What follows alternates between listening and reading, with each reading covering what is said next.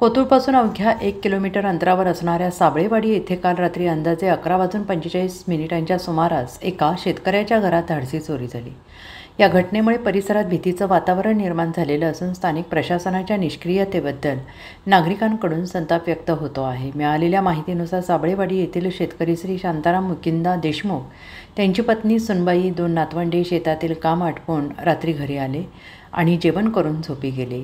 रात्रीच्या वेळी चोरट्यांनी घराच्या दरवाजाची कडी कापून घरात प्रवेश केला। सून आणि त्यांची नातवंडे हॉलमध्ये झोपली होती।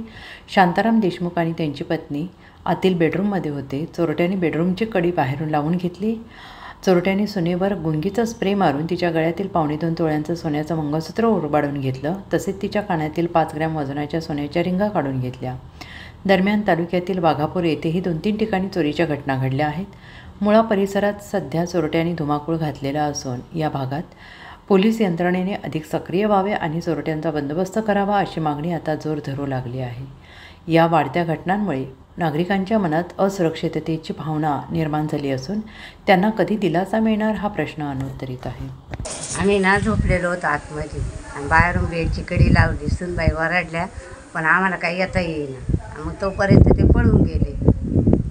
तुमची बेडची कडी लावून घेतली होती का? हां, त्या चोरांनी तुमची बेडची कडी लावून घेतली।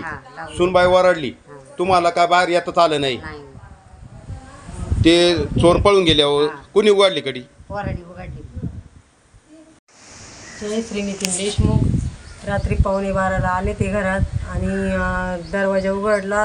गळ्यातली मंगळसूत्रे 1-1.5 तोळ्याचं आणि कानातले होते 2-2.5 ग्रॅमचे, ते काढून घेऊन गेले आणि उचकपाचक करून थोडे असलेले पैसे 10-5 हजार रुपये ते घेऊन गेलेले आहे।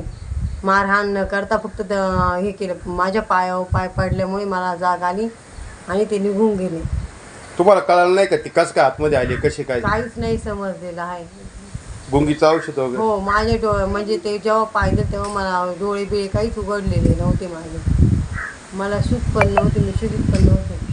काही तोंडावरती बोळा गेला ठेवला होता औषधाचा? ते काही समजलेच नाही, पण माझे डोळे बिळे उघडत नव्हते। मी फक्त जोरजोरात ओरडले। ओरडल्यानंतर मग घरातले जागी झाली। किती जण होते घरातले? सगळे आम्ही 4 जण होतो फक्त घरात। चोर किती जण होते? ते समजलेच नाही, ते पळून गेले। किती जण बाहेर पळाले? ते दोघे ते तिघे पळाले। कोणत्या दिशेने पळाले ते समजलेच नाही कोणत्या दिशेने पळाले। घराच्या बाहेर आम्ही कोणीच आलो नाही। बाई स्प्रे वगैरे मारला होता का? हो, असं डोळे पण नव्हते उघडत। स्प्रे मारून तुम्हाला बेशुद्ध केलं होतं? हो। अच्छा। मग गळ्यातले आणि कानातले काढून नेले आणि थोडे होते ते ऐवज काढून नेले। महाराष्ट्राचे सर्वमान्य दैनिक समर्थ गावकरी अहमदनगर, पुणे, नाशिक, जळगाव, धुळे, नंदुरबार, सोलापूर, कोल्हापूर, सांगली, सातारा, मुंबई, ठाणे, पालघर, रत्नागिरी, रायगड, सिंधुदुर्ग, नांदेड, उस्मानाबाद, बीड, औरंगाबाद, नागपूर, गडचिरोली, भंडारा, गोंदिया, अकोला, यवतमाळ, बुलढाणा येथून एकाच वेळी प्रसिद्ध होणारे एकमेव दैनिक, सर्वसामान्य जनतेचे खुले व्यासपीठ। संपादक आहेत विश्वासराव आरोटे। मोबाईल नंबर आहे 9423 38 8508। दुसरा मोबाईल नंबर 9423 46 72 72।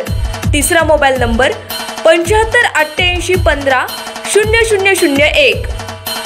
वेबसाईट आहे sgavkari.com। मेल आयडी आहे aklgavkari@gmail.com।